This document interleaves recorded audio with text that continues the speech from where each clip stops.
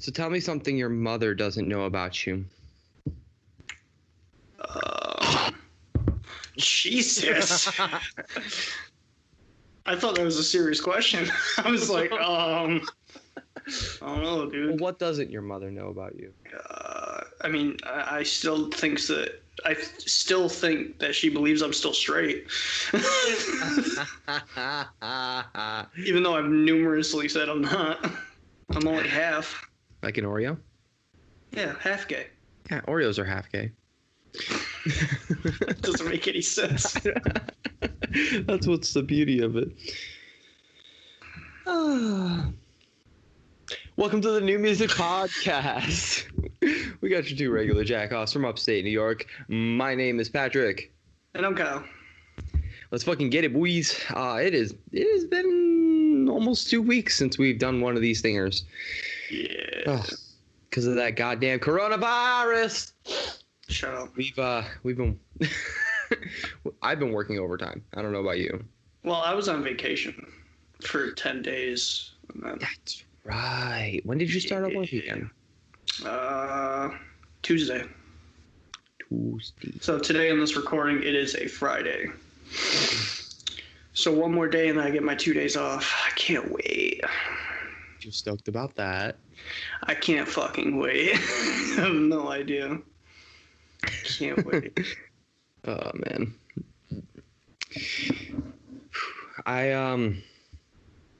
It's weird. I'm putting a mask on Jacoby now every time we go out. Yeah, I have to wear a mask now. It's fucking terrible. It is what it is. It's just just when you think that we're, closer, or I don't know how to explain it. We go 2 steps forward, just to get knocked another 1,000 steps back. Yeah. 1 step forward and 2 steps back. I can't remember what song that's from, but it's an old country song. Well, there's I can't remember what hardcore song. I want to say it's a Chelsea Grin song. One step forward and 1,000 steps back. That I don't know. But yeah, it's fucking terrible. I hate wearing masks.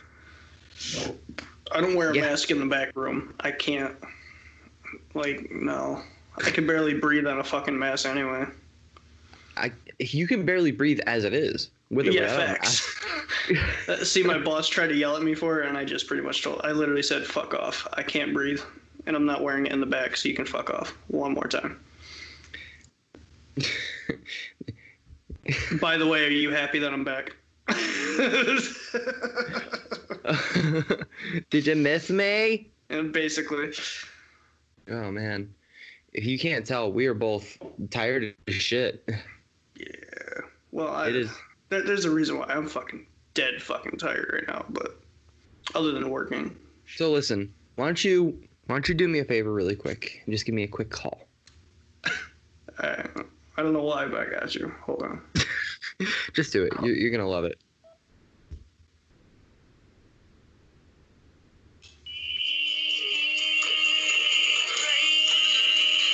Isn't this just the best ringtone ever?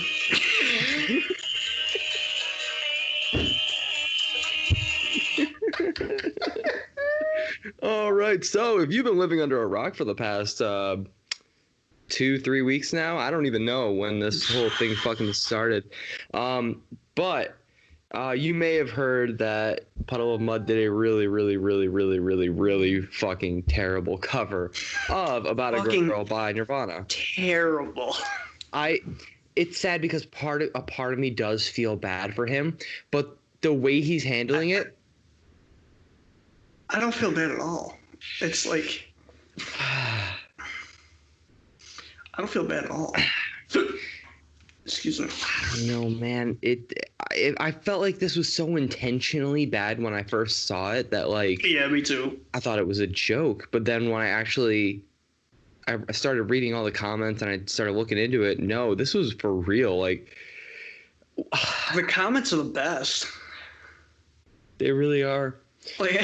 Jared Dines' video was fucking amazing. It was fucking hilarious. And of course, Jared Dines puts out his video, and then the whole fucking metal community's tearing Wes Scantlin. I think that's how you say his name. Sure.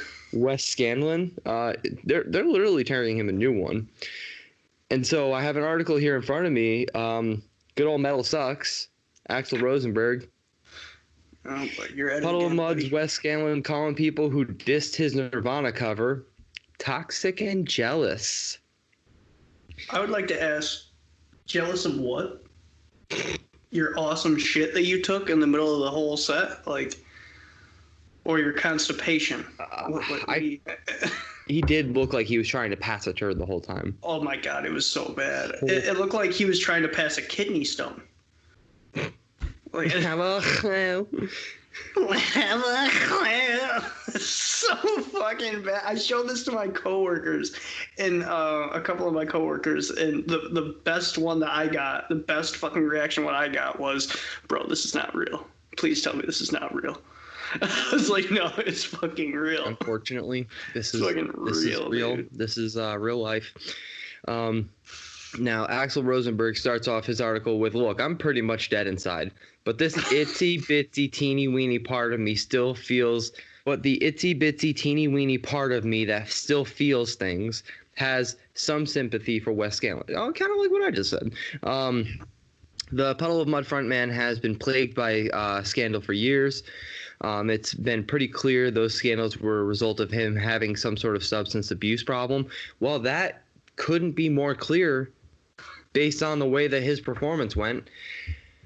Oh my God. Honestly, that kind of explains a lot. But in any case, now the dude has finally gotten sober. Sure. I wouldn't say after that fucking video. Which is great. Only to find himself ripped apart by the internet for a less than stellar cover of Nirvana's About a Girl. This poor dude can't catch a break. Well, I mean, I think anybody could have. I think literally anybody could have done this song, and it would have came out like. If anybody had done this song and did that bad, they would have received the same amount of flack for it. Oh yeah. Anybody. I don't think it would have mattered who it was. Like, you can't just sing like fucking. You can't sing like Kurt Cobain. Like, he just has that fucking raspy kind of like crazy voice that nobody does. So it's like, yeah, of course you're gonna butcher the fuck out of a fucking video. Of course you're gonna butcher the fuck out of it. If you're gonna try to sing like him, I should say. Of course you're gonna butcher it. I do feel like if you can't pay homage to Kurt Cobain by singing like him the right way, then do your own style, because that's not his style. That's not you. I don't feel like. I don't think that was No. at all. I think he was trying to be something he's not. And I wonder how many takes it took before they landed on that. I think it was just a one-hit wonder, bro. That's just my opinion. I really hope so. But in any case, or they just said fuck it after the 12th attempt. I mean, looking at the rest of the members in the video, it kind of looks like that's what happened. Yeah, they're just like, all right, this is the best take we got, so let's just fucking do it. Anyways, so Scantlin has responded. Scantlin, I don't know how to fucking say your last name, dude. I'm sorry. That's about the only time I'm going to say sorry, is that I can't fucking say your name. So anyway, has responded to the criticism via Puddle of Mud's Instagram account, and he kind of sort of handled it well. Said the singer / guitarist in the statement, "Rise above others who try to take you down, ... I'm at my best now, ... And that's all that matters. I pray for you. I pray for all of you because we care. Jealousy is toxic." Jealousy is toxic, and toxic people are a waste of time. We walk away with nothing but a, in all caps, smile. Okay. I know, right? Oh, hold on. I think this got 400 likes on Instagram. I'm glad you're looking at the Instagram. Pulling it up now. Hold on. I can't imagine the comments on that fucking thing. Oh, yeah, that sits right at 465 likes on Instagram. The comments have got to be better. The comments have got to be like, "No, sweetheart. No boo-boo. We've got one. Hey, it was a poor performance. So what? Own it. You run the risk of continuing with denial and keeping the old life alive with this belligerent reply. Damn. Thank you. Thank you. Holy shit. I think that says it all right there. We don't even have to continue. No, we really don't. That's fucking terrible.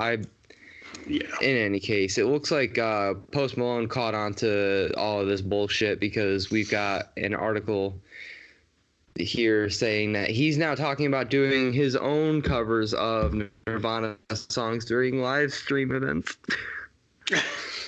I mean, I feel like he's gonna do way fucking better than that fucking poor attempt, but here's what I think is going to wind up happening. I think that Posty's going to have so many people working behind the scenes to make sure his voice is perfect pitch, auto-tuned to perfection on his couch or whatever, doing a live stream that way, without some sort of like auto-tune, because as he says, like he didn't learn how to be a good singer. Auto-tune. Yeah. Like anyway. As we are recording this, it looks like it is going to be posted today. Today at 6 p.m. So by the time this is out, that will already have been.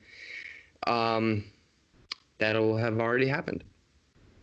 And also, Courtney Love gives blessing to Post Malone's Nirvana tribute concert. Which to that, I have a firm who the fuck asked.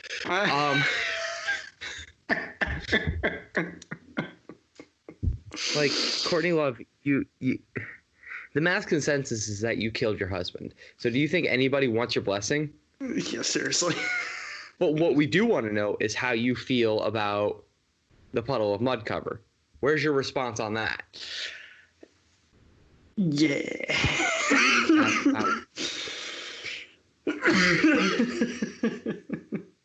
So let's carry on. So I got an alternative press in front of me. Here's why Live Nation is facing another refund lawsuit. Sweet. Sick.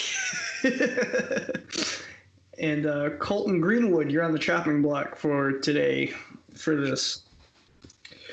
So Live Nation has another lawsuit on its hands in addition to a recent litigation regarding Rage Against the Machine tickets. Now the company as well, Ticketmaster, StubHub, and every team in Major League Baseball are being sued over ticket refunds. Damn. Damn. I think we've got a fumble. That's not the right fucking thing, but that's not the right exactly. sport. Wait. Oh, it's baseball.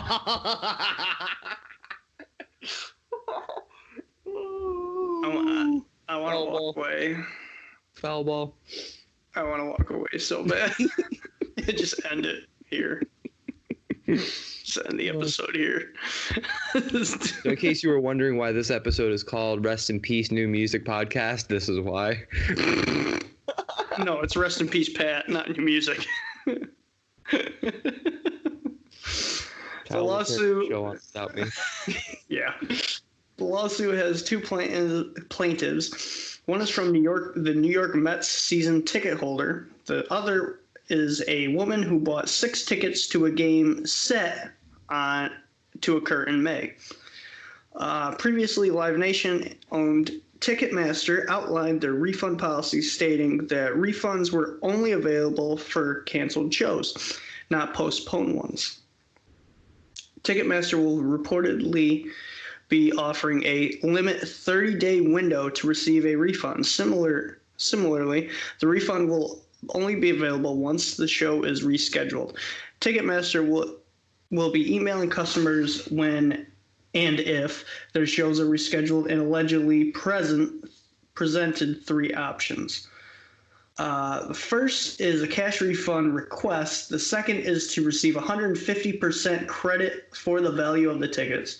The third is to donate their ticket to charity. Why? But for real, like, what the fuck? I'm pretty sure the third option is probably never going to be chosen. I'd be surprised. The technical fourth option is to hang on to the ticket, which will still be valid for the new date. I mean, okay, but yeah, that could also become like, oh, hey, this. I don't know, man. That fourth option is kind of. Yeah, that last option is kind of fucked up. I feel like your options should be hold on to that 150% credit for the value of the tickets, especially if you have a very high ticket price. Yeah, that's a good option, but also at the same time, I feel like these venues, or not even so much the venues, I feel like Ticketmaster should be honoring refunds during this time. I feel like this is a sad cash grab. Yeah. To hold on to people's money during a time like this, because you got to imagine there's a lot of people who can't work right now, so they're living from stimulus check to stimulus check, and I feel like they probably need their money back at this point. So for canceled shows, refunds will automatically be proceeded within 30 days unless fans voluntarily opt into other programs. A statement reads, and I quote, Live Nation venues will offer fans an option to receive 150% credit to the value of their tickets to be used for a future Live Nation show. Fans will also be able to donate the proceeds to their refund to a charity to give concert tickets to healthcare workers and Live Nation matching ticket donations. Okay, I can see that. I don't mind that. That's actually pretty cool. That's about the only good news I've seen so far out of all this. Yeah, so far. Excuse me. The complaint alleges, like we've seen before, that the refund policies of the companies are unjust. Baseball has no set date to return, and it's a criminal act to not allow refunds for events are indefinitely postponed. But Live Nation, Ticketmaster, and StubHub aren't the only ones to blame. The complaint also targets each MLB team as well as the league as a whole. While many businesses across the country have acted lawfully and ethnically by providing consumers with refunds, shut up. I cannot laugh at that. Shut up. Sometimes at risk of bankruptcy, it remains. Yeah, we're going to move on. With refunds for events that will never occur during the pandemic, sometimes at risk of bankruptcy, it remains notable that Americans' pastime baseball is refusing to do right by its fans. Attorney Dave Azar writes in the complaint. As stadiums remain empty for the foreseeable future, baseball fans are stuck with expensive and unusable tickets for unplayable games in the midst of this economic crisis. Under the pretext of quote-unquote postponing games at the directive of MLB teams and ticket merchants are refusing. Whoa, what are you doing? What are you doing, Alternative Press? Yeah, Alternative Press is kind of funny. When you open that shit up on mobile and it's got all the little like ad videos, that shit's annoying. What the fuck? Where was? Oh, there we go. MLB ticket merchants are refusing to issue refunds for games, which are not going to be played as scheduled, if ever, and should any games be played this year, it is almost certain that they will be played without spectators. The current lawsuit is separated into two classes. One is for those who bought tickets directly from the teams. The other is those who bought them through the second-party sellers such as StubHub and Ticketmaster. Their claims include civil conspiracy, unfair competition, and unjust enrichment, and they want full restitution. Nailed it. Restitution. They are also seeking an injunction that would force the defendants to no longer prevent refunds. The MLB, like the NBA and the NHL, has suspended their upcoming season with no announcement plans for a return. Live Nation and MLB have not commented on the situation, and StubHub has told The Hollywood Reporter that they do not comment on pending legislation. Sure. The full complaint can be read here. Do you expect Live Nation and others to have more lawsuits filed against them in the coming months? Tell us your thoughts in the comments below. You know, I absolutely do expect there to be more lawsuits until they decide to fix this policy. It's kind of just crazy that they would allow themselves to pretty much get in this situation. Yeah, where it looks like they're just like holding on to other people's money right now. It's kind of sad because it makes the music industry and the sports industries look kind of like shit. Yeah. It's fucked up on their part to be taking advantage of the people during a pandemic. So I'll say that much. So this weekend, who died? Yeah, I'm sorry. You should have just left it lagging. Never mind. Probably wasn't the most professional or polite way to start this up. But the guitarist of Falling in Reverse, Derek Jones, he has passed away at age 35. That's so fucking young, dude. So young. It is. It's really sad, especially because we don't know how he died yet. Well, they're just saying that the news was broke on April 21st, that he has passed away, and everyone kind of feels like shit about it. Although Ronnie Radke's only comment was, "I'll never forget when you picked me up from jail." Yeah, that. See, when I saw Ronnie's post on Instagram and shit, I feel like he could have been a little bit more, empathetic. Like, come on, dude. I mean, it's terrible to say, but I think me and Pat both agree he probably OD'd. That's probably the worst part. I mean, here's the thing. It was on April 21st. It's right after a major recreational holiday. I don't consider that a fucking holiday. Even when I smoked, I don't consider that a fucking holiday. That's just me. Yo, I was greeted at work when I came in that day with happy holidays because everybody at my job is a fucking stoner. Well, not most of the people I work with are stoners. But you know what I'm saying? Like, I don't think that's a fucking holiday in my opinion. Like, in any case, it's. If it was OD related, it was probably due to heavy partying from the night before. Granted, they found him. Well, it just says April 21st. It doesn't say whether it was AM or PM that day, but it does just say the band's singer, Ronnie Radke, is the one who broke the news via social media. We obviously have his comment, but Ryan Seaman, I did not mispronounce that. That's his last name. Sick. The band's drummer from 2011 to 2017, his comment was, "Rest in peace, Derek Jones. I'm absolutely gutted and can't even think straight. My condolences to his family, all of our friends that have been affected. All I can do now is remember the good times and hope you do too. In your honor, I'll definitely be having Taco Bell tonight." Now that is how you respond to a Ronnie, are you taking notes? Taking notes, my guy? Like, write that down. Write that down. Write that down.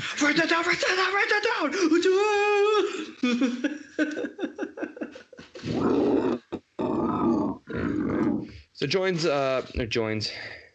joined Falling in Reverse in 2010 and has been featured on all four of their albums. Jones' fiance and partner of 10 years, Christina, died of cancer last November. God Ouch. Damn. That poor man. On behalf of everyone at Metal Sucks, we wish Derek's family, friends, and bandmates the best during this tragic time. I would like to extend that same gesture. That's kind of fucked. It's just the fucking Ronnie's response just fucking pissed me off. It was like, come on, dude. I know. I feel like he could have handled that better. He could have handled that like 5 million times better. Like, act like a fucking decent human being. All right. Now that we've dealt with tragedy, I think we need to talk about something a little bit more uplifting here. August Burns Red is doing so well right now. It's funny because there was talk that this album wasn't doing as well as expected, but Billboard just posted that August Burns Red debuts as number 1 and number 2 on. That button, by the way. What?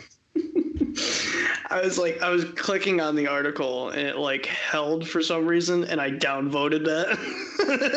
I was like, sick, dude. Is that what that notification was? Yeah. Get the fuck out of here. So anyway, August Burns Red and Red debut at number 1 and number 2 on top of the Christian albums chart. So if you didn't already know, sorry, the beans, however you fucking say that, spilt the beans. August Burns Red is a very Christian band. Pennsylvania Christian rock band. Rock.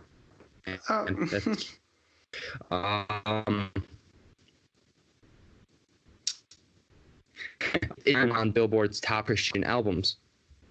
That's kind of impressive. Yeah. So I'm stoked for them. I was hearing that the album wasn't doing as well as expected because of coronavirus, but I think that articles like this prove otherwise. So yeah. So Carnifex. Yeah. This is a roller coaster. Yeah, that's for sure. Carnifex, this is a Metal Sucks article. Carnifex say they lost over $250,000 due to canceled tour. So, damn. What the fuck happened? Where's this number coming from? That's what I want to know. Well, let's get into it. Because as you all know, there is not that much money in deathcore. Yeah, you're right. You're right. So let's get into this. Written by our boy Axl Rosenberg once again.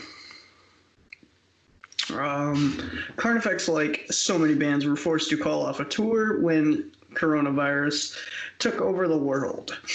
What a lot of fans likely don't realize is that in doing so, these bands not only lost income from the actual shows and sales of merch, many of them lost money and had already been invested in the trek. The fuck is that? Whatever.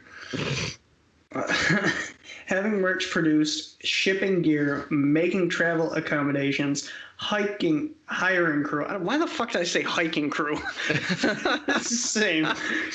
Oh man, crew. That's exactly what I want. I want to go hiking with Carnifex.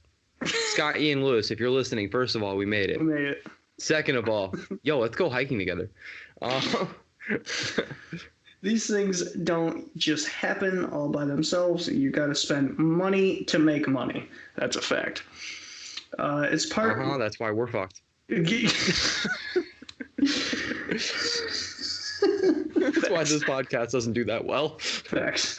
It's part of what makes life as a musician such a gamble. In case of Carnifex, the amount of money lost, according to the vocalist Scott Lewis, was more than $250,000. Lewis says that he, and I quote, personally lost about $60K. Damn.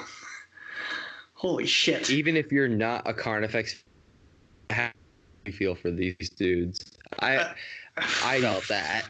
I don't know if you heard my bank account just shoot itself, but that's what just happened. Your bank account is crying at the thought of losing $60,000. Bro, it shot itself. 3 years worth of income. It's more like 17. But anyway, even if you're not a Carnifex fan, that has to make you feel for these dudes.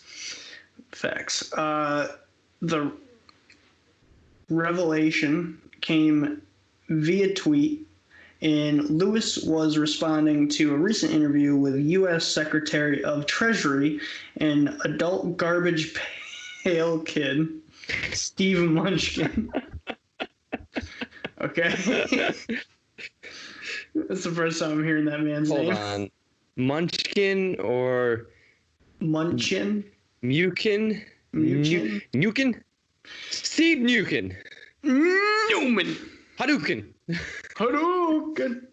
Okay, please continue before I take this any further. So Hadouken and his wife, failed actress Louise Linton. Wow, failed actress. God damn. Yo, this article does not hold back. No, Axl Rosen, are you okay?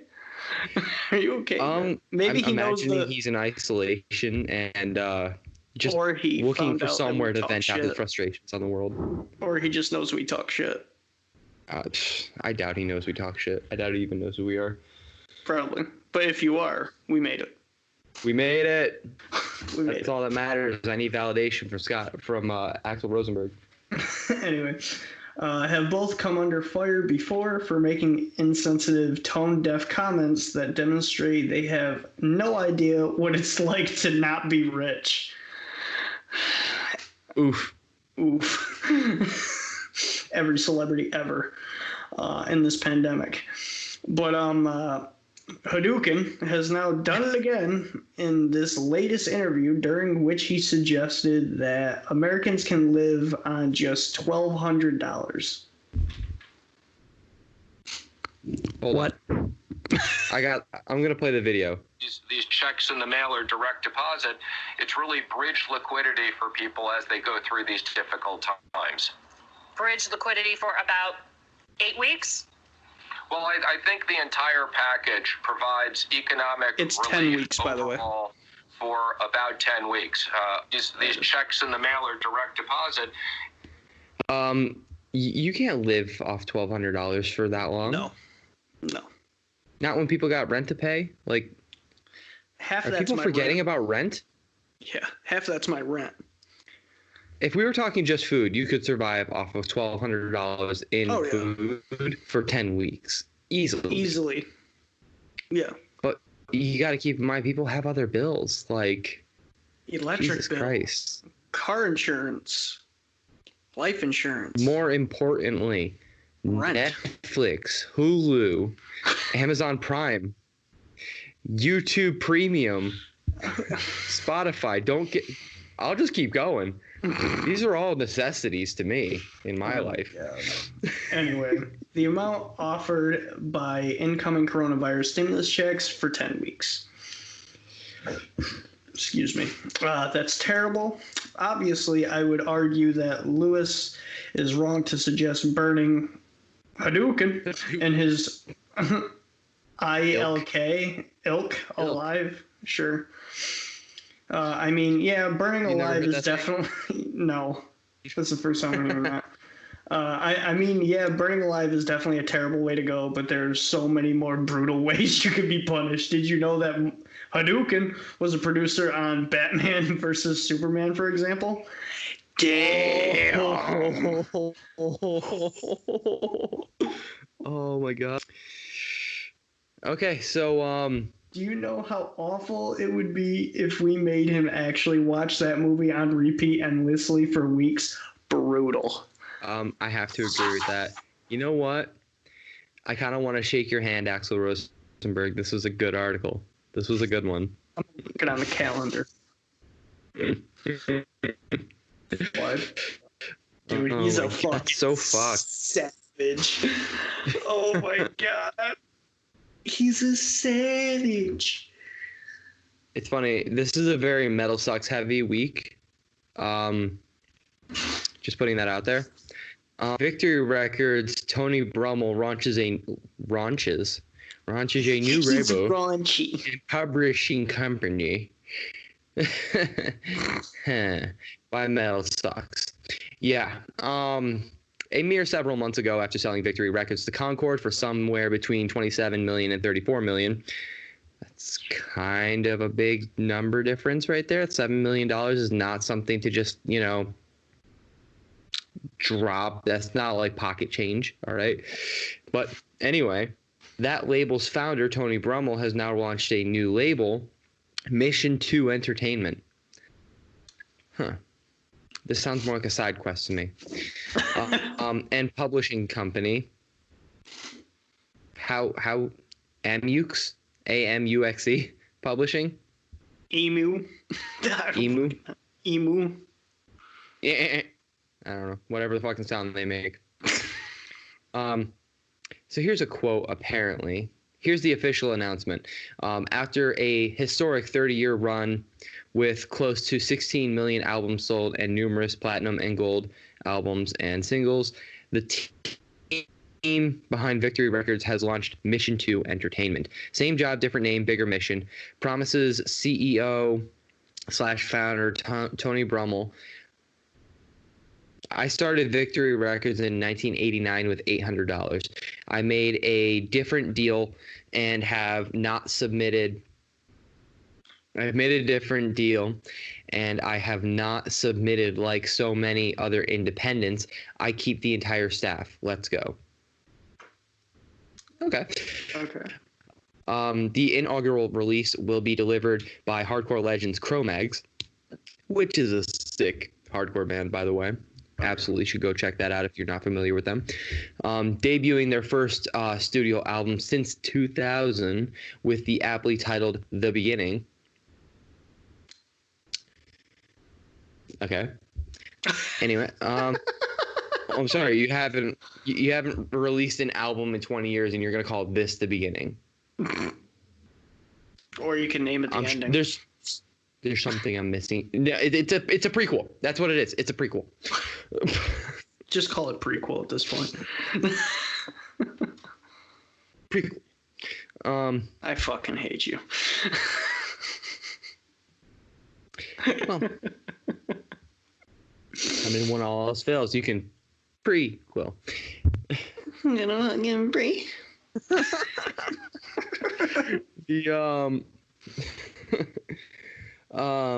Okay, the Beginning, the album, will be released on June 19th, 2020. The full length features the latest single, The Final Test.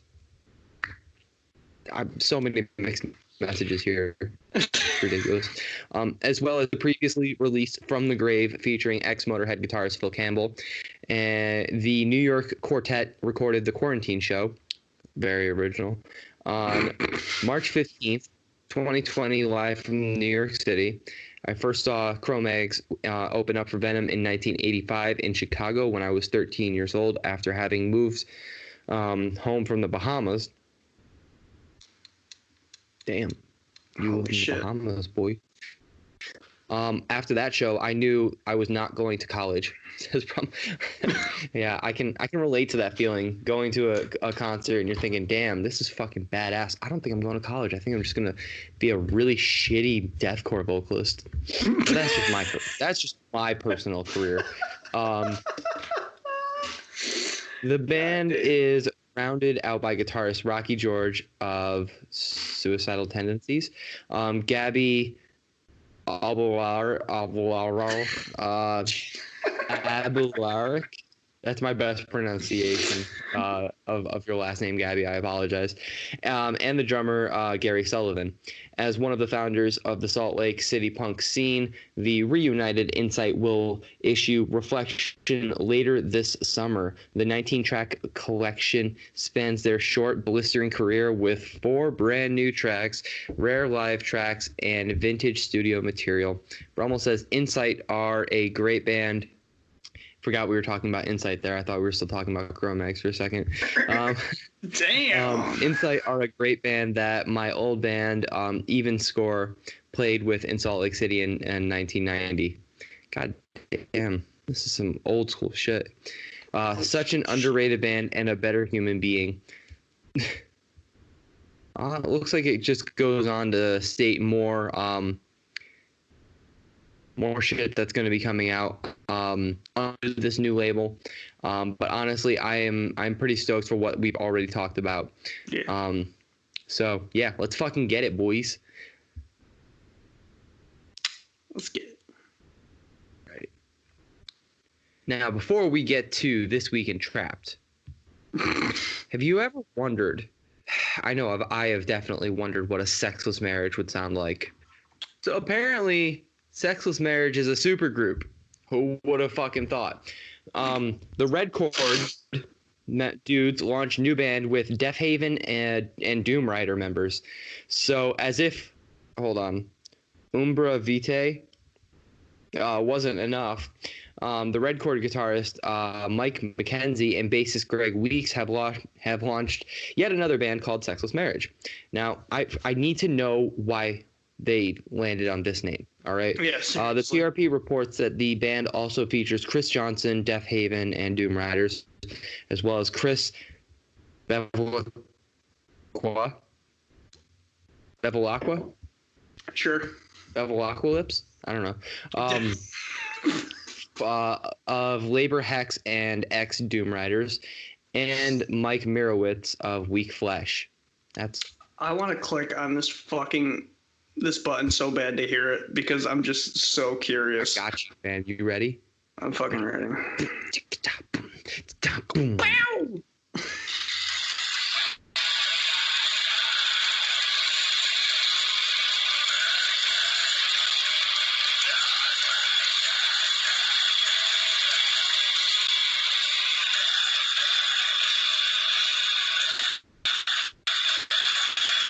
You know something? I'm not impressed, nor am I unimpressed. I don't know how I feel about that. It is okay, here's something. Mastering is in process, album soon. Huh. Sounds like you've got your work cut out for you. I mean that in the nicest way possible. Damn. Kind of. Metal Sucks astutely noticed that the respective vocalists for the Red Chord and Walls of Jericho, Guy Kazawick and Candice Cuxulian. I thought you just called him a cuck. I was like, damn, dude, chill. It's Kucsulian. Yeah, I think you got it right, though. Sorry, Candice. We're in the studio with the group, likely recording gang vocals. Sorry, the band is called Sexless Marriage, and they're recording gang vocals. Gang vocals sounds so stupid. Just the name of it. But they do sound pretty tight. I'm into it. Oh, yeah. I'm into it. All right. Now that we have talked about the supergroup that is Sexless Marriage,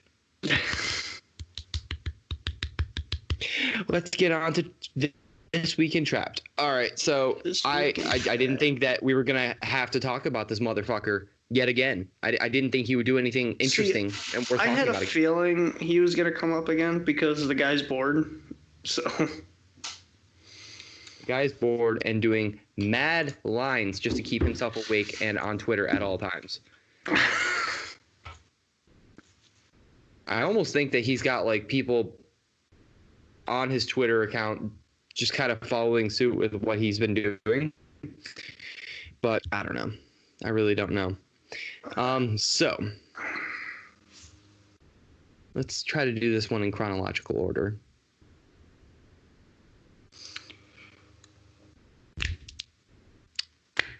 Trapped's Chris Taylor Brown has a death wish, as if we didn't already know that. yeah, seriously. He is now feuding with Danny Diablo.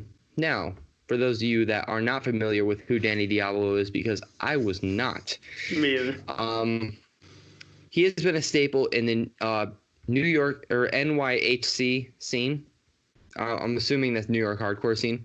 For almost 30 years now, metal fans are likely most familiar with him from Ice Pick, his hardcore supergroup with Hatebreed's Jamie Josta.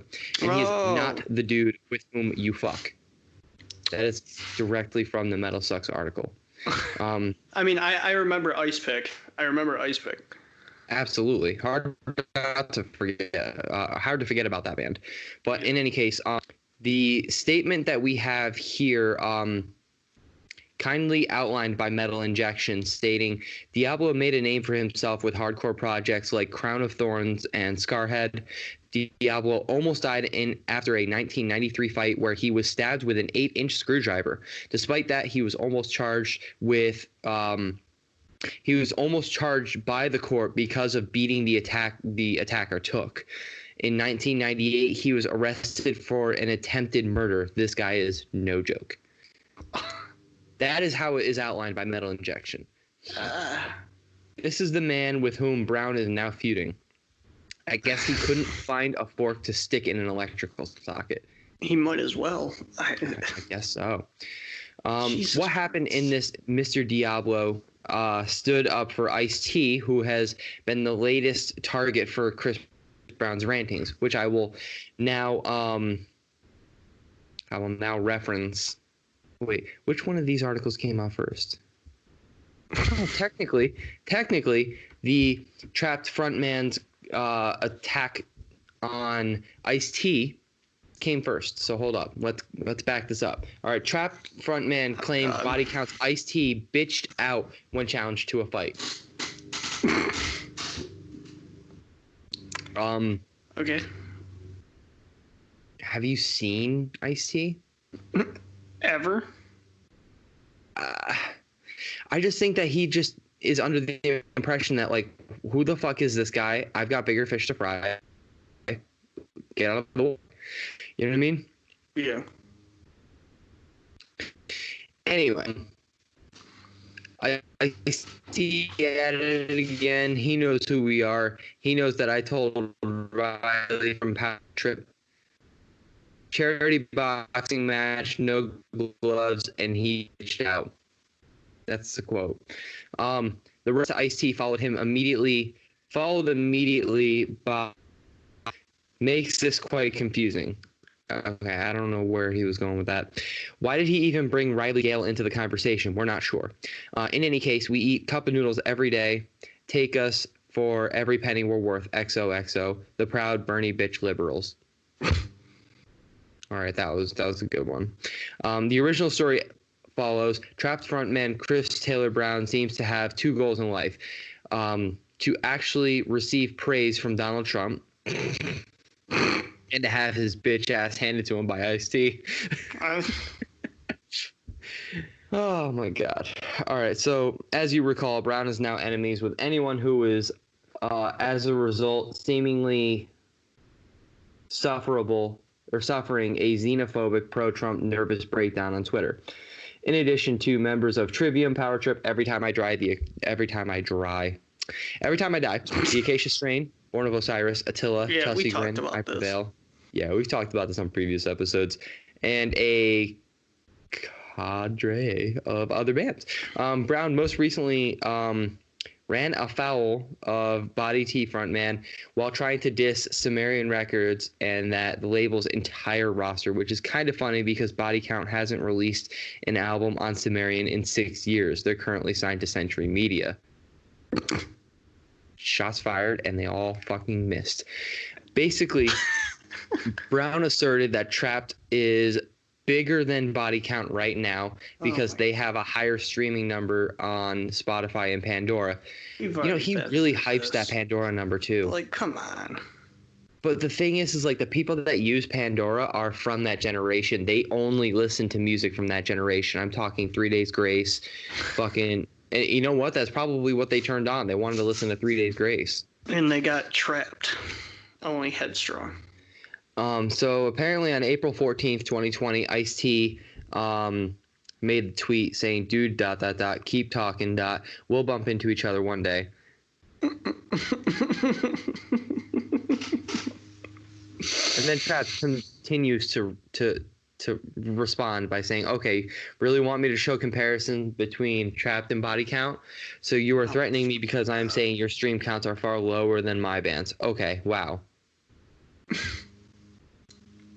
Still, it seems like Brown was scared shitless by the prospect of bumping into Ice-T someday because he abruptly declared that he was going to stop the online beefing and get back to the topic at hand, specifically politics.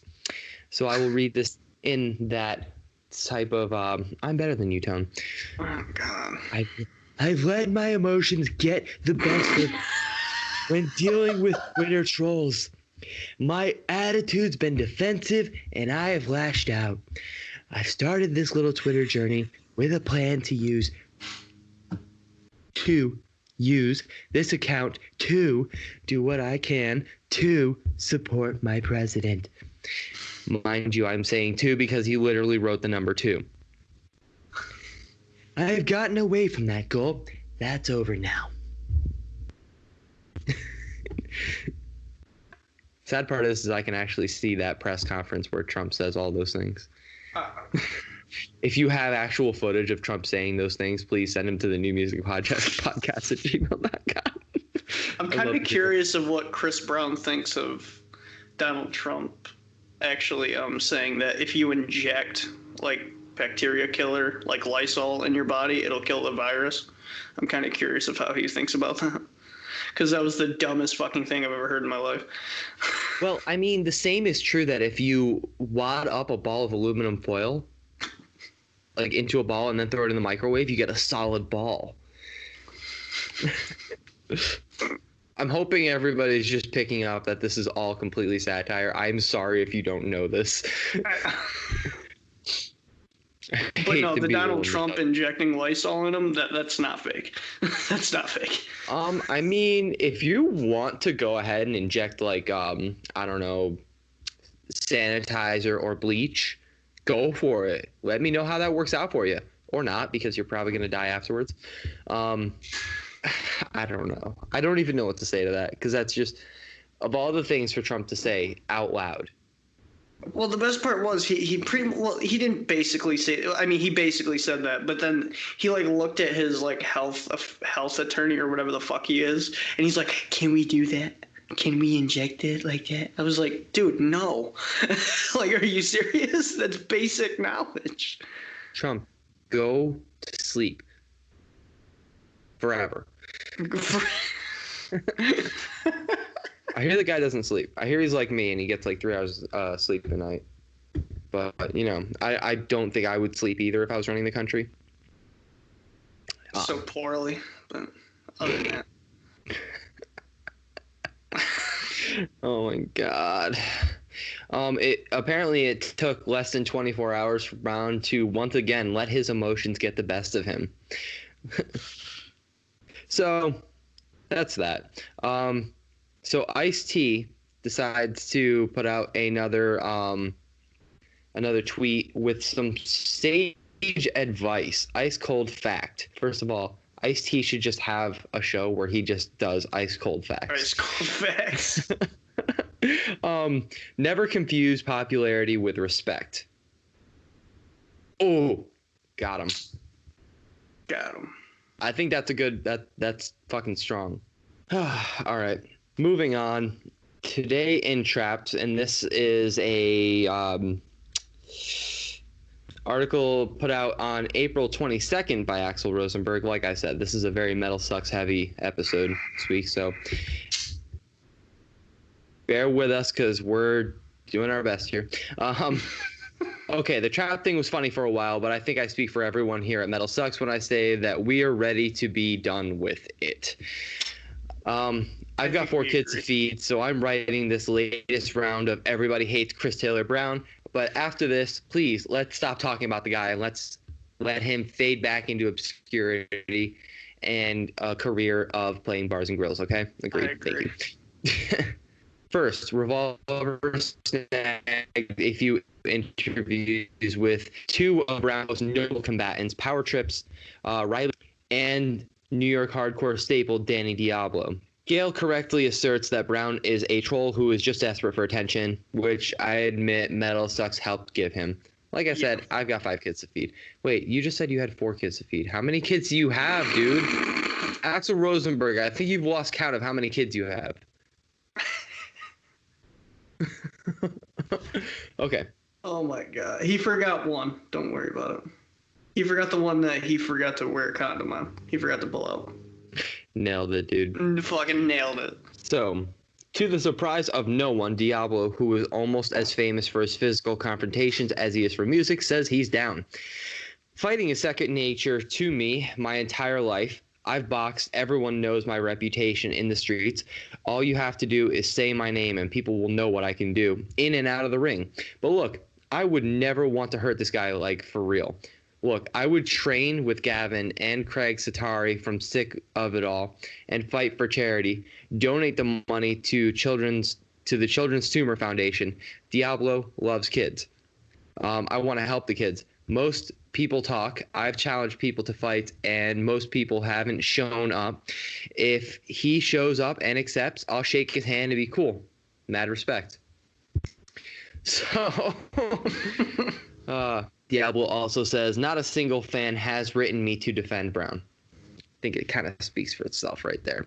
Gale later added, while he wouldn't fight Brown for charity, he would fight Brown for the sake of kicking his ass. Here's the quote here. He only wants to fight with me because I'm a little guy. Anyone I fought is bigger than me. I'm not scared of this guy whatsoever. You're afraid to fight two middle-aged men, and you want to fight me. I'm not going to step into a charity boxing ring. We'll step into an alley and do it the old way. I grew up learning from guys like Danny and Ice-T. If this person doesn't shut the fuck up and violence is what you want, violence is what you'll get. This sounds like some fucking like WWE type shit right here. Oh my God.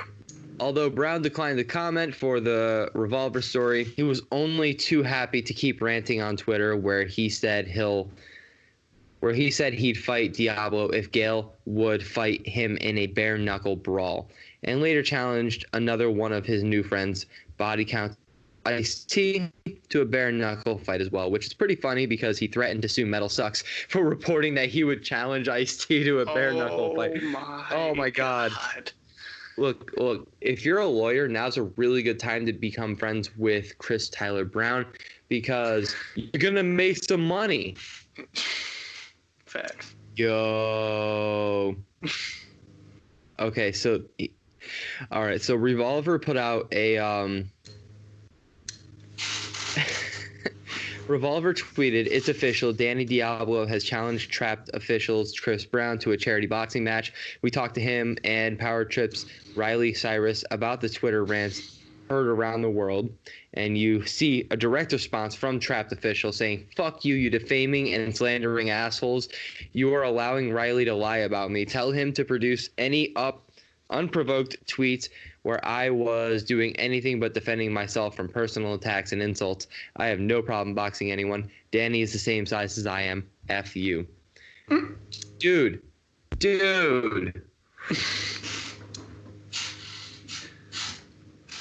Will somebody please just put this fucking guy in the hospital so he shuts up?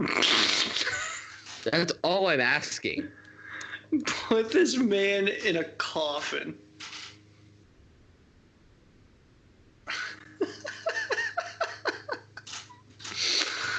Put him in a coffin.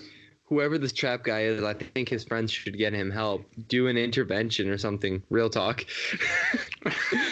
Ice-T's like not holding back though. I wouldn't expect him to anyway. No. The fucking guy is busy. The guy's a busy man. He really is. Minus the pandemic, but the man's pretty fucking busy, dude. Yo, Trapped. Okay, Trapped kind of went a little too far with this last one here. Oh, all God. Right. I'll conclude this post by pointing out that Brown, who has a history of anti-Semitic remarks, recently compared people who are taking the coronavirus seriously to Holocaust victims, not because it has any relevance to all of this shit about fighting, just to reiterate what a schmuck he is. Okay, I feel like calling him a schmuck was very appropriate right there. So many of you, mind you, you're listening to this on audio format. I will just tell you right now, this is a picture of Auschwitz. Yo, this is literally a fucking picture of Auschwitz. Hold up. The whole caption reads, "If people were told to get in cattle cars to be taken to virus protection camps, most of you would rush to get in line." We need to silence this motherfucker. I'm all for free speech, but this is not free speech. This is hate speech.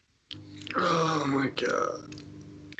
So, I think we all kind of hold our head in shame as we close this episode of the New Music Podcast. Once again, I am sick and tired of talking about Chris Tyler Brown. This is it. I'm not giving him another inch. All right. If a boxing match does happen, I'll talk about it briefly. But that's it. I'm done. I'm done giving this guy any time of day. Fuck this guy. He's a fucking idiot. Somebody please put this man in a coffin or the hospital. Please. My man's out here wilding. Do you have anything else? No, we don't. We do not. All right, guys. If you've made it this far, there's a couple things you have to do for us. First of all, I know the vast majority of you guys listening to the podcast are listening to us on Apple Podcasts, which means you can do us the biggest solid possible. Give us a fucking rating. It doesn't got to be 5 stars. Just give us any rating at all. It really does help. Any little bit does count. It just helps put us in front of other people that we otherwise wouldn't be put in front of. So I would really appreciate if anybody on Apple Podcasts just gave us a quick rating. That'd be great. That'd be sick. That'd be the greatest of all time. I want a 1-star rating. No, I want a 1-star rating. These fucking guys suck.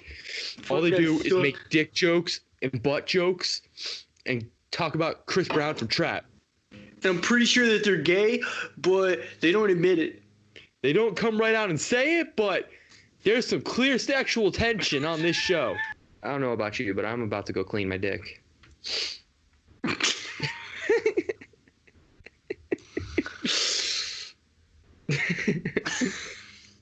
God fucking damn it.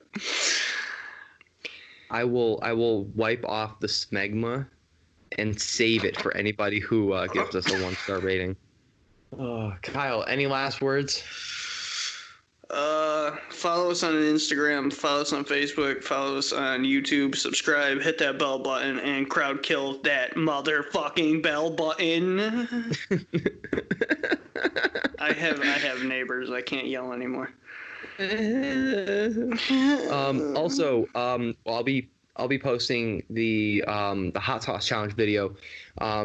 Most likely by the time this is out, that video will already be out. Be forewarned that the audio is absolute shit.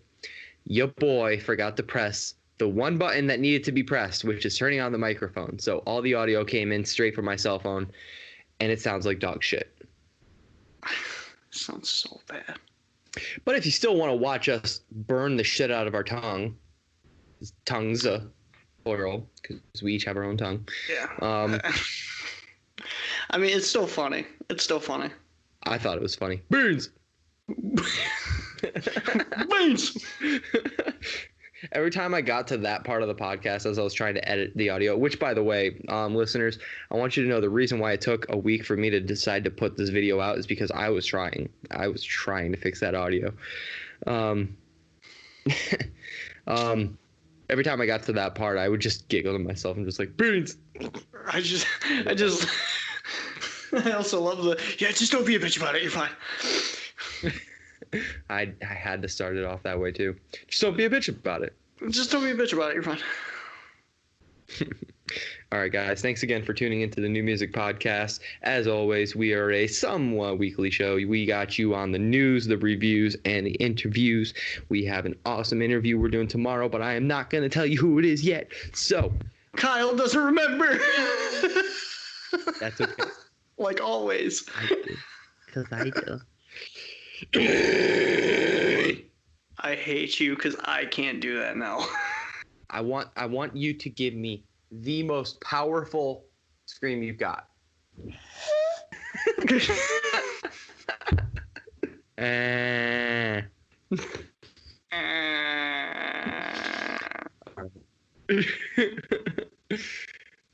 All right.